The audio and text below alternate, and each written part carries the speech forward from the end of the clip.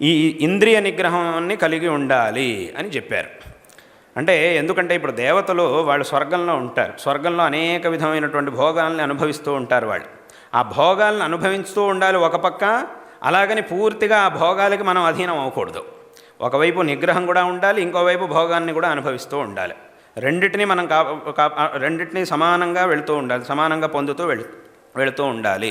కాబట్టి సంపూర్ణంగా ఇంద్రియాలకే లొంగిపోయి ఎప్పుడు ఆ భోగాల్ని అనుభవిస్తూ ఉండకూడదు అనేటటువంటి అర్థం వచ్చేట్టుగా ఈ దామ్యత అనేటటువంటి ఉపదేశాన్ని బ్రహ్మ వాళ్ళకి చేశాడు.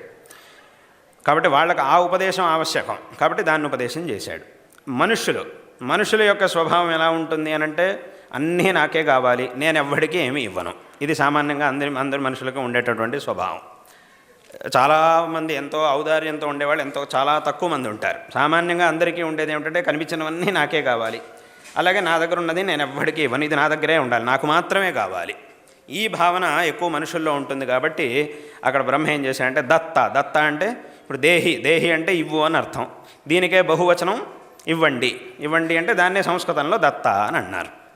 కాబట్టి ఇవ్వండి అంటే ఏమిటి, దానం చేయండి అని అర్థం. మనిషి అనేవాడు దానం చేస్తే మాత్రమే పుణ్య సంపాదన అనేది కలుగుతుంది. మనకు ఉన్నటువంటి సంపదని సరైనటువంటి పాత్రలో దానం చేస్తే, సత్పాత్ర దానం చేసినప్పుడు మనం చేసినటువంటి ఈ దానం, మనం వినియోగం చేసినటువంటి ఈ సంపద పుణ్యంగా మారుతుంది.